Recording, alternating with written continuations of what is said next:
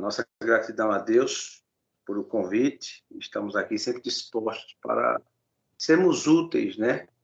Sermos úteis na casa do Senhor. Nós vamos falar sobre utilidade hoje. É uma vida para a glória de Deus. É um texto muito conhecido. Em 1 aos Coríntios, capítulo de número 10, versículo 31. Nosso tema está nesse versículo. Nós vamos falar um pouco sobre esse capítulo. Amém, meus amados?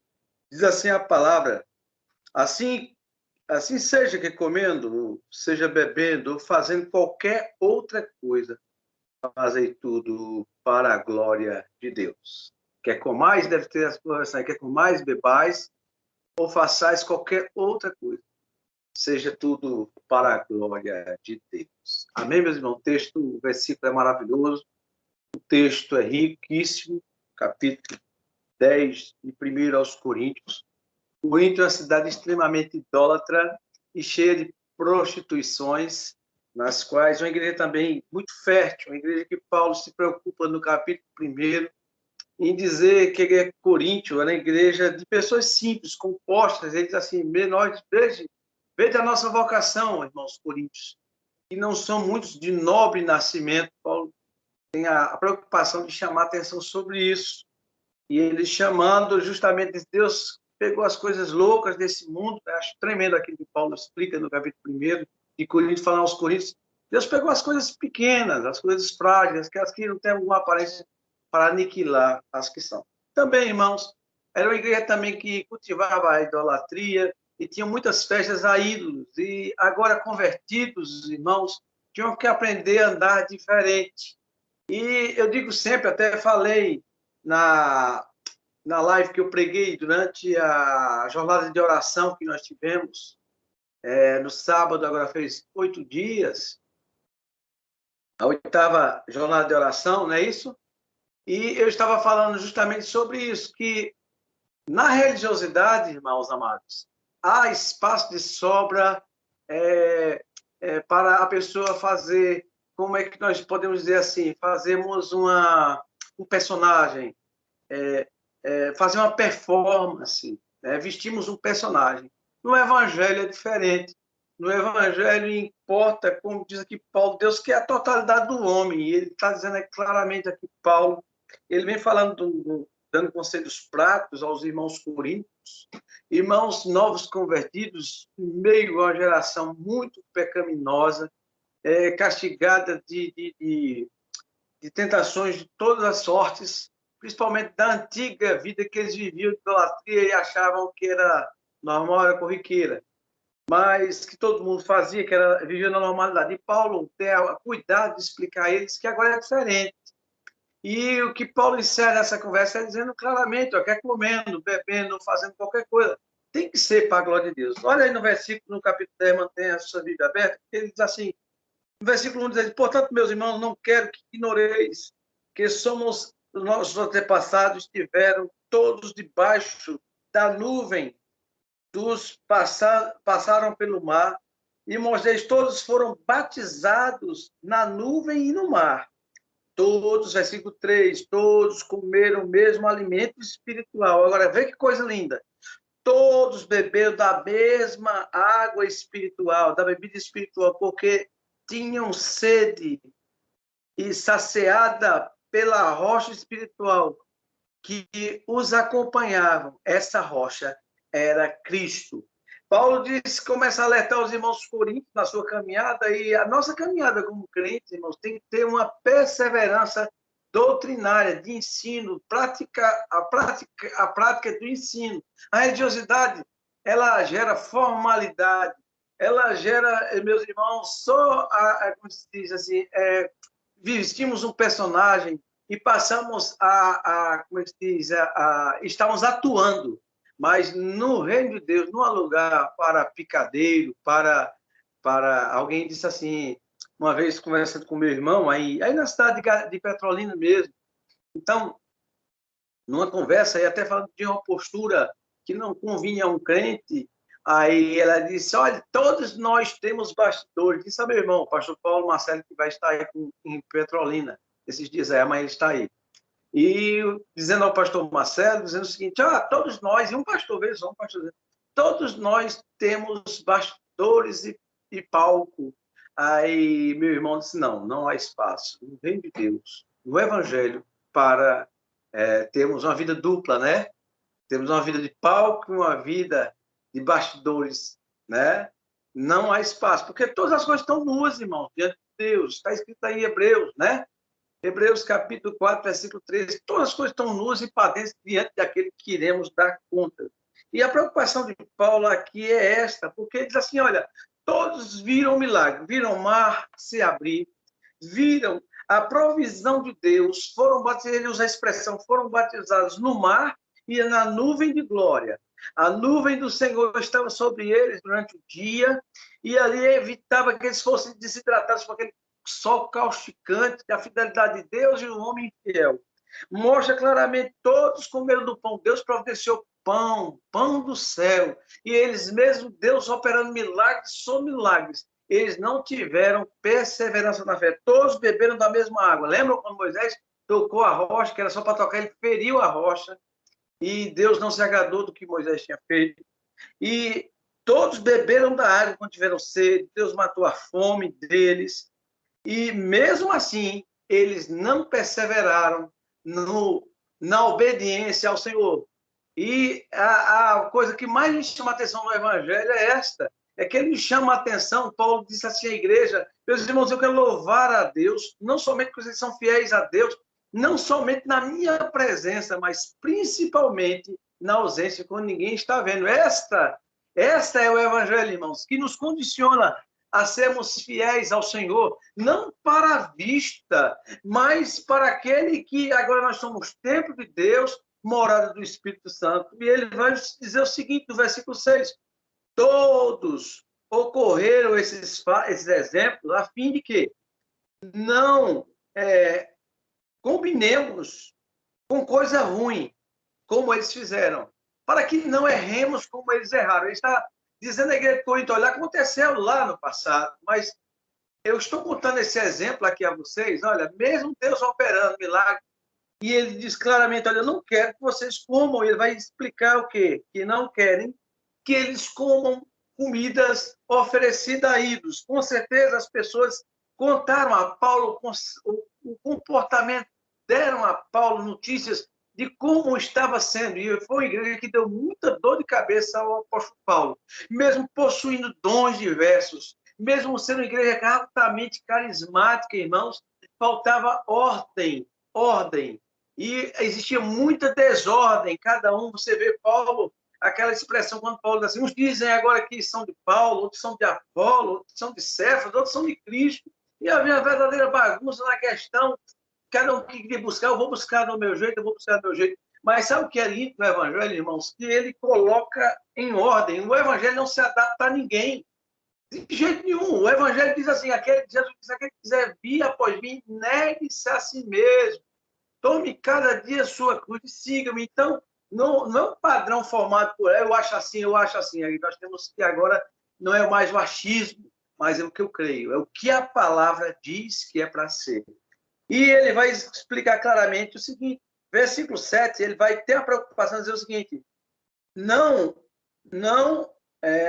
vos torneis idólatras, como alguns deles foram. E ele fala que por a infidelidade daquele povo, se misturar com outras nações, de serem idólatras, serem duvidosos, não terem perseverança na doutrina, eles ficaram no deserto, não tiveram direito, por incredulidade, de entrar no descanso eterno, né? Não entrar na terra prometida.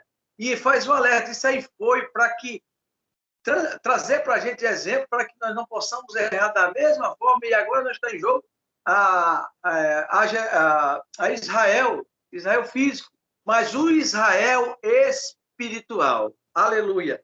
E ele vai dizer uma coisa interessante, meus amados irmãos. Ele vai dar o diagnóstico que aconteceram aí, o que foi que a nação, como eles pecaram. E no versículo vamos dizer assim, ó, tudo o que aconteceu como exemplo e foi escrito como advertência para nós sobre qual final para nós sobre quem o final dos tempos já chegou. É a época difícil que Paulo explica a Timóteo: olha, Timóteo, os últimos dias serão tempos trabalhosos, serão tempos difíceis. Nós estamos vivendo esse tempo. E Paulo dizendo o seguinte: olha, você tem que denunciar o pecado, sim, nós estamos aqui para denunciar o erro. Mas ele está dizendo também para aqueles irmãos que estavam denunciando o erro, no versículo de número 13, assim, ó, 12, assim: assim todo aquele que julga estar firme, está de pé, cuide-se para que também não caia. Quantas vezes nós vemos pessoas assim, apontando os erros dos outros, apontando. Já vi pregadores dizerem e palavras muito duras em púlpitos, palavras muito duras, é assim, você. Eu vi muitas pessoas sendo. E uma coisa que me marcou um dia é que vindo da cidade de Garanhuns, que são a 60 quilômetros daqui da cidade de Venturosa, vindo com um irmão de carona, e aquele irmão, muito empolgado, ele tomava conta de uma congregação, e essa congregação estava sendo muito próspera, muita gente se convertendo, e ele usou uma expressão assim, meus amados: crente fraco comigo, eu dou no meio, eu dou de um lado e pego do outro. E começando, sem misericórdia, duro, eu sou duro, que crente fraco tem que tomar atento, tem que se ajeitar. E eu olhei para ele: só um minuto, meu irmão, eu quero dizer uma coisa para você, não só não faça isso, por quê? Não estou dizendo para você ser conivente com ninguém, mas seja misericordioso. Sabe por quê? Um dia você vai precisar de misericórdia. Eu me lembro desse versículo aqui, de número 12, porque este irmão que tanto julgava que batia forte naquele que era fraco, irmão, hoje encontra-se, infelizmente, desviado, totalmente arrebentado. E por isso a advertência: nós temos que denunciar, mas temos que ter vigilância. Vigilância, porque a Bíblia diz assim, Paulo escrevendo, ele diz: olha, tenha cuidado de ti mesmo e da doutrina, porque fazendo assim, você vai salvar a você e aqueles que te ouvem. Há uma preocupação nisso, irmãos. No Evangelho é esse, a preocupação não é só falar, mas é viver.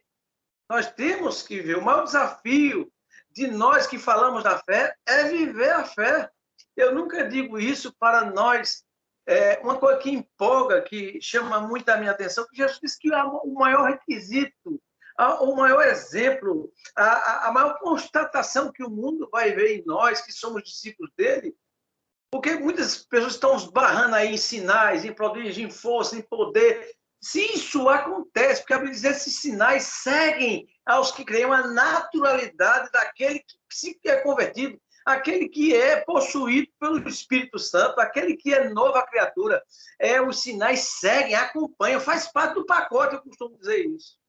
Mas a principal, o DNA de alguém que serve a Deus é um simples, e eu gostaria de deixar que você meditasse isso. E conhecerão que sois verdadeiramente os meus servidores, meus discípulos, quando vos amardes uns aos outros. O amor é a maior marca. Olha só, irmãos, agora os sinais, eles vão seguir a gente. São necessários, são visíveis, são realmente verdadeiros, são atuantes, mas a principal, a mola, é justamente o amor. É preocupar. A Bíblia diz: um ao outro ajudou e se esforça. Ele diz aqui: aquele que pensa que está de pé, veja que não caia. E ele prossegue dizendo o seguinte, no versículo 14, ele diz assim: por isso, meus amados irmãos, fugir da idolatria. Por que Paulo está dizendo isso? Nós falamos aqui do contexto, que é uma cidade idólatra. Irmãos, nós como crentes, nós temos a festa da colheita, né? Muitas igrejas comemoram a festa. O que é que faz? Leva-se amostras, seja de feijão, seja de milho, seja de trigo, dependendo da região, batata, seja o que colhe, vai, leva à casa do Senhor. Muitas igrejas fazem, eu acho isso maravilhoso, que é bíblico. O povo de Deus já fazia isso. E Paulo toma, por exemplo, porque a preocupação dele em orientar os irmãos de Corinto é que aquelas comidas, ele disse que era para ter cuidado de comer. Por isso que ele diz assim: quer comais, bebais, faça tudo para a glória de Deus.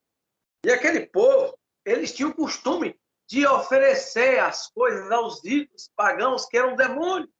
E há uma preocupação. Paulo também diz nesse mesmo texto que ele disse: eu não quero que vocês sejam participantes da mesa do Senhor e da mesa dos demônios. Isso aí, irmãos, traz para nós não só a questão da fala, de realmente dar comida, mas realmente nós não podemos servir a dois senhores. Não há espaço. Numa mesma fonte não jorra dois tipos de água. Paulo, ele vai alertar de novo, no versículo 7, ele fala que nós devemos não nos tornar idólatras, no versículo de número 15. E ele, no 14, ele diz assim: por isso, meus amados irmãos, fujam da idolatria. Preste atenção, da idolatria. E ele não está falando só da idolatria de imagem, de escultura, porque ele fala de outra coisa que está acontecendo nos nossos dias. Versículo número 15. Falo isso a pessoas sensatas. Julgai vós mesmos o que eu estou afirmando. Nós estamos vivendo, irmãos, um tempo de idolatria tremenda.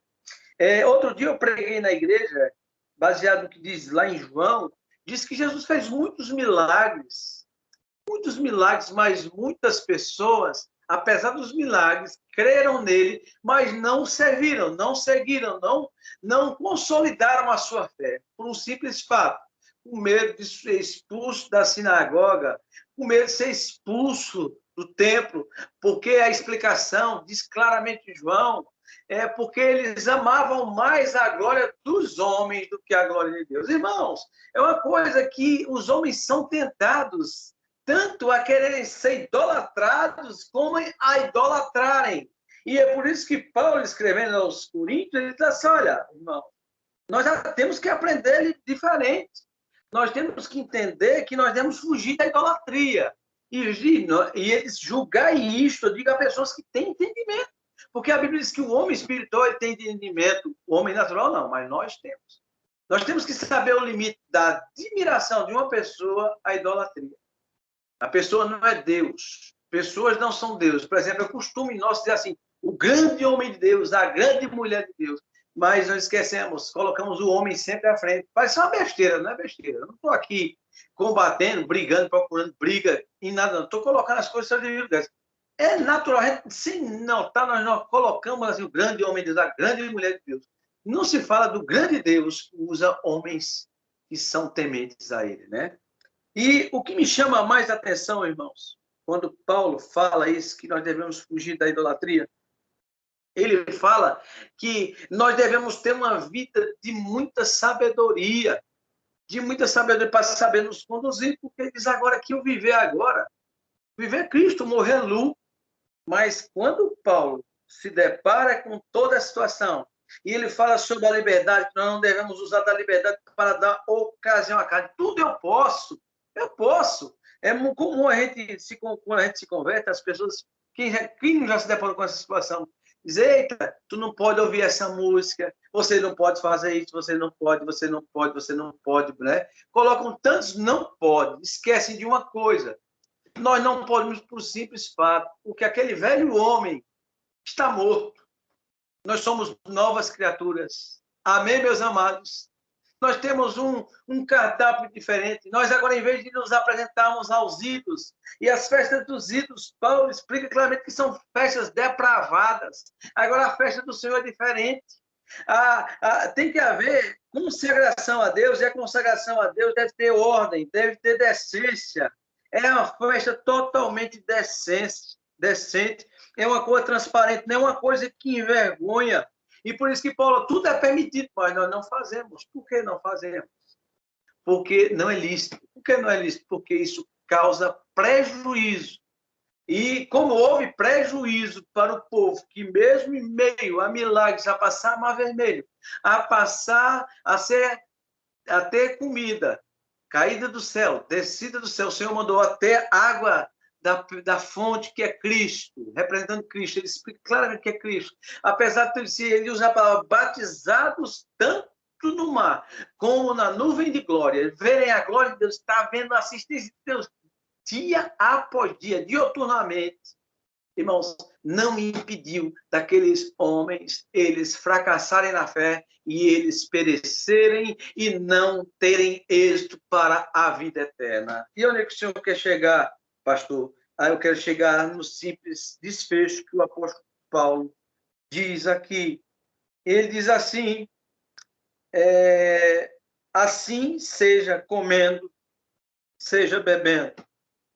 Simples coisa que a gente acha, né? Comer, beber. Ah, mas a gente pode comer, a gente pode beber. Alguém chegou e disse a mim, eu posso beber? Pode. E eu posso beber? Pode, mas não deve. Por quê? Porque não se coloca vinho novo em odre velho. Porque não se coloca remendo novo em pano velho. Não cabe. Jesus não cabe dentro de uma velha vida. Jesus, o evangelho não se adapta diante de uma velha vida, irmãos. Não cabe, Jesus não cabe, se rompe, não há junção, não há ligadura, não há uma liga sequer, não há condição de haver ligação nenhuma, rompe-se. Por falta de quê? Por falta justamente disso, porque quem está em Cristo, ele colocou. Ah, porque eu não escuto mais músicas mundanas, porque Deus colocou em meus lábios um novo canto que está escrito, um hino de louvor ao nosso Deus. Muitos ouvirão e temerão, aleluia. A boca fala e o coração está cheio, meus irmãos. Então, não é porque eu estou sendo monitorado pelos irmãos, o pastor está me vendo, não é porque eu sou o templo de Deus, morada do Espírito. Deus está dentro de mim. Eu sou morada de Deus. Aonde eu vou, o nome do Senhor Deus tem que ser glorificado. E Paulo diz assim, a advertência é essa hoje, irmão. É comendo, é bebendo, não somente comendo ou bebendo. Porque ele falou da comida, lembram disso aí? Não é isso que diz o texto? Primeiro ele fala de comida, depois ele fala de quê? De bebida. Mas ele define mais, vai mais ainda, meus amados irmãos.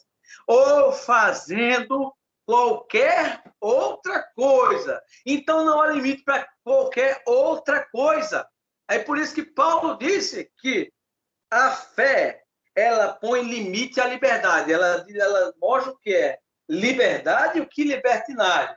Amém? E nós não somos libertinos, nós somos libertos. E alguém que foi liberto sabe o verdadeiro valor da liberdade. Assim foi essa frase dita um dia por seu Shedd. Disse, só uma pessoa que foi um dia cativo sabe o valor da liberdade. Nós sabemos o valor da liberdade. E nós fomos chamados para a liberdade. O apóstolo Paulo diz, não usemos, pois, da liberdade para dar ocasião à carne. E aí Paulo tem cuidado de dizer assim, é comendo, é bebendo. Mas não só isso. Ele prossegue dizendo, mas não só isso, comendo, bebendo, ou fazendo qualquer outra coisa, tem que ser para a glória de Deus. Tem que se pensar em Deus, tem que se pensar, o nome de Deus vai ser glorificado? O nome de Deus vai ser honrado? Eu vou edificar, porque a Bíblia diz que nós que estamos cercados, a preocupação de Paulo é essa, porque ele diz lá na frente, diz assim, nós que estamos cercados de uma tão grande nuvem de testemunhas, deixemos o peso, o embaraço e o pecado, que tão grande, tão de perto nos assedia, corramos com perseverança a carreira, aleluia, que nos está proposta. Paulo explica claramente tudo que foi escrito para a nossa advertência, para que nós não possamos cair no mesmo erro. Que possamos fugir da idolatria, seja em que esferas for, seja em qualquer área que seja. E ele diz a mim e a você, eu falo como a entendidos. A entendidos. Tudo que se coloca, não é isso que diz a idolatria? O verdadeiro sentido de idolatria é tudo aquilo que é colocado no lugar de Deus. Veja bem o que você tem colocado no lugar de Deus. Tudo que Deus, o Jesus mesmo disse, olha, antes buscar em primeiro lugar o reino de Deus e a sua justiça. E ele diz mais, e as demais coisas vos serão acrescentadas. Ele está falando de necessidade aqui, Paulo, necessidade, como ele estava falando também no outro texto, quando eles buscarem primeiro o reino de Deus. Ele está dizendo, olha, o gentil é que se preocupa com as coisas, o comer e o vestir.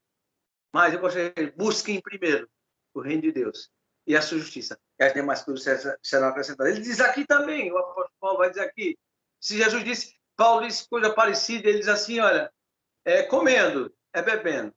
Não é isso que é um foi fracassado? Mesmo comendo o pão do céu, maná, mesmo bebendo da água espiritual, que é Cristo, aleluia, eles fracassaram. Isso aqui é exemplo para que nós não fracassemos, para que nós tenhamos perseverança na nossa fé. Eles, as demais coisas vos serão acrescentadas. E ele vai dizer aqui o seguinte: qualquer outra coisa, faça para a glória de Deus.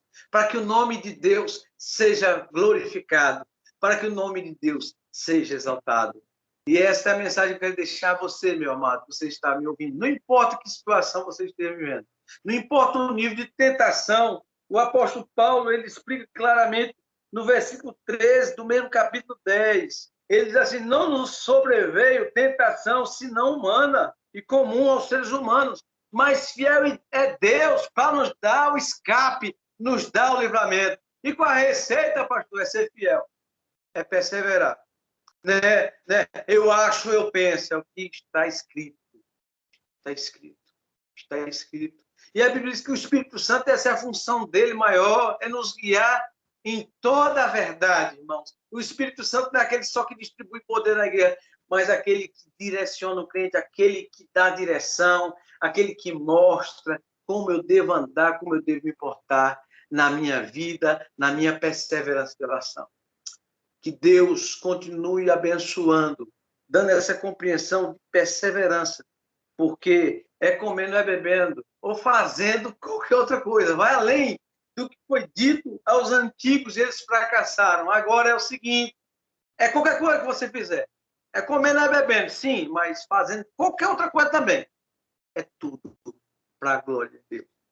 Que a minha vida, que a sua vida, que nossas vidas sejam cada dia mais motivo de glória a Deus. E conhecerão que sois meus discípulos, quando vos amardes uns aos outros. A paz do Senhor, a minha gratidão.